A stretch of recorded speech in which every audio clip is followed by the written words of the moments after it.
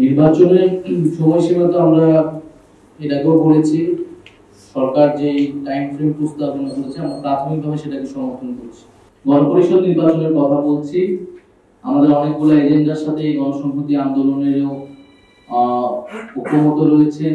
তবে নির্বাচনের আগে অবশ্যই মৌলিক সংস্কারের প্রশ্ন এবং দলগতভাবে আওয়ামী লীগের বিচারের প্রশ্নটা শুরু হতে হবে।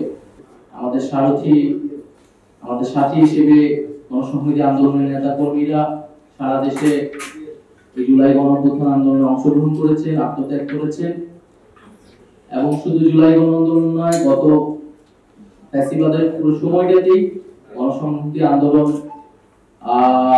প্রতিবাদী কণ্ঠস্বর হিসেবে রাজপথে ভূমিকা রেখেছেন।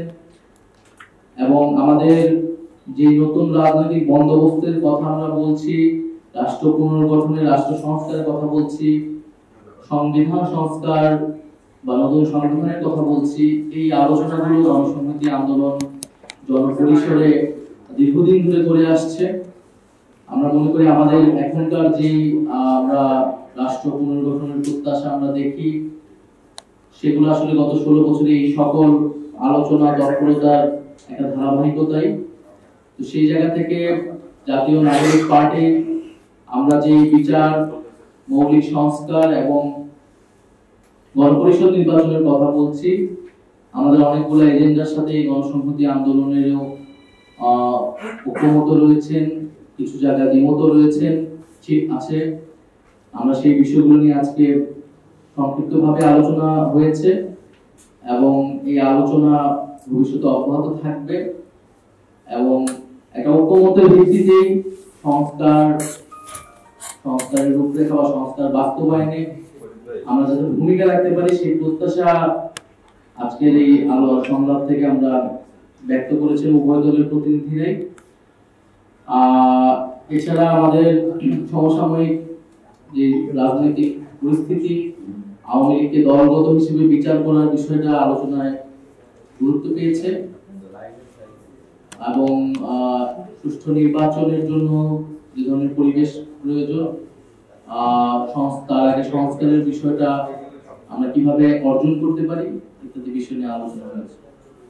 নির্বাচনের সময়সীমা তো আমরা এর আগেও বলেছি, সরকার যে টাইম ফ্রেম প্রস্তাবনা করেছে আমরা প্রাথমিকভাবে সেটাকে সমর্থন করছি, ডিসেম্বর থেকে জুন।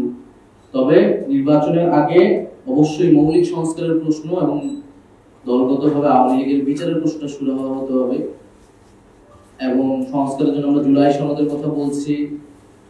নির্বাচন ক্ষেত্রে আমাদের প্রস্তাবনা আছে গণপরিষদ নির্বাচন।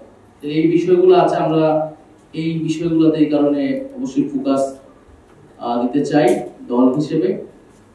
আরেকটি বিষয় হচ্ছে যে আমরা গণপরিষদ নির্বাচনের কথা বলছি, গণসংহতি আন্দোলন সংবিধান সংস্কার সভা নির্বাচন কথা বলছেন তারা। আমরা তো বলেছি আমরা জুলাই গণ অভ্যুত্থান থেকে যেহেতু আমাদের উত্থান এবং যে গণ অভ্যুত্থানের যে আকাঙ্ক্ষা, কমিটমেন্ট, সেটা আমরা মনে করি ন্যায় বিচার এবং পরিবর্তন অর্থাৎ সংস্কার। ফলে মৌলিক সংস্কার এবং বিচার হচ্ছে আমাদের প্রধানতম এই সময়ের এজেন্ডা। সেই জায়গায় আমরা আমাদের এই এজেন্ডার ভিত্তিতে আমরা বিভিন্ন রাজনৈতিক দলগুলোর সাথে বসছি। সেই এজেন্ডার ভিত্তিতে মাঠের ঐক্য হতে পারে, রাজনৈতিক ঐক্য হতে পারে, কিন্তু নির্বাচনী কোনো ধরনের ঐক্য বা জোট সে বিষয়ে আমরা এই ধরনের কোনো ধরনের আলোচনাতেও আমরা এখনো আগ্রহী না।